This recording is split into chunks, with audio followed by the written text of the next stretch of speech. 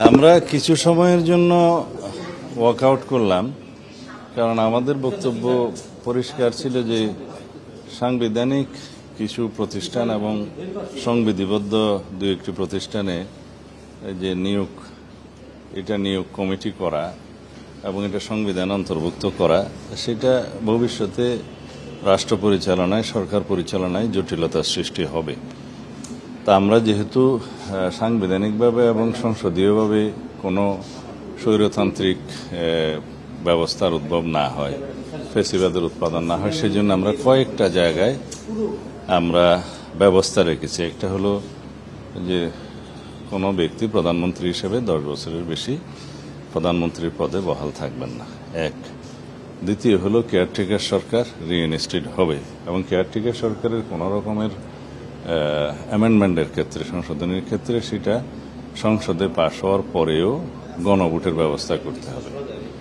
তৃতীয় হচ্ছে আমরা নির্বাচন কমিশন গঠনের ক্ষেত্রে একেবারে সম্পূর্ণ নির্বাহী বিভাগের প্রভাবমুক্ত করে বিরোধী দল, সরকারি দল এবং জুডিশিয়ারির একজন সহ যে কমিটির প্রস্তাব আমরা করেছি, যেটা সবাই ঐকমত্য পোষণ করেছে, তার মধ্য দিয়ে একটা প্রকৃতপক্ষে কার্যকর স্বাধীন নির্বাচন কমিশন গঠিত হবে।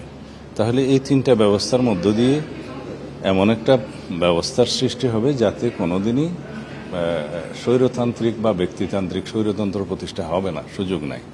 মোরওভার, যে কমপ্লিট ইন্ডিপেন্ডেন্স অব জুডিশিয়ারি, যেটার জন্য আমরা চেষ্টা করছি এবং প্রস্তাব দিচ্ছি, যেগুলো হয়ে যাচ্ছে ক্রমান্বয়ে, সেটা যদি হয় সেটা গণতন্ত্রের রক্ষা কবচ হিসেবে কাজ করবে।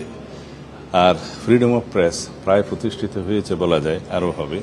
তাহলে এতগুলো রক্ষা কবচ থাকার পরে আমরা নির্বাহী বিভাগকে প্রপারলি ফাংশন করতে কেন দেব না, এই বিষয়টা আমাদের ভাবতে হবে। তা আমরা মনে করেছি যেটা নির্বাহী বিভাগের যে দায়িত্ব এবং নির্বাহী বিভাগের যে জবাবদিহিতা, অ্যাকাউন্টেবিলিটি টু দি পার্লামেন্ট এবং অ্যাকাউন্টেবিলিটি টু দি পিপল, সেটা থাকবে।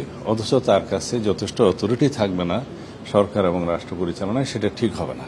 এই দৃষ্টিভঙ্গি থেকে আমরা মনে করেছি এই কনস্টিটিউশনাল এবং স্ট্যাটিউটরি প্রতিষ্ঠানগুলোর কার্যক্রম, জবাবদিহিতা, ট্রান্সপারেন্সি, অ্যাকাউন্টেবিলিটি এগুলো নিশ্চিত করার জন্য শক্ত আইন করা হোক। আইন না থাকলে আইনের মধ্যে নিয়ে আসি আমরা এবং বিদ্যমান আইনগুলো যেগুলো আছে সেগুলো আরও সংস্কার করি।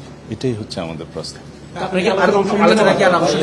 আমরা অন্য বিষয়গুলোতে আলোচনায় অংশ নেব না, এই ইস্যুতে হয়তো আমরা আলোচনা অংশগ্রহণ এইটুকু করতে পারি যে আমাদের অবস্থানটা আবার পরিষ্কার করতে পারি।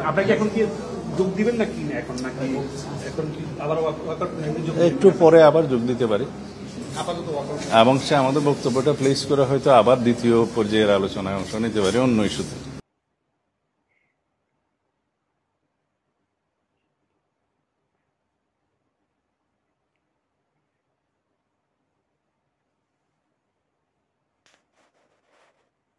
ওকে গাইস, আসসালামু আলাইকুম। নিউজটা দেখার জন্য ধন্যবাদ।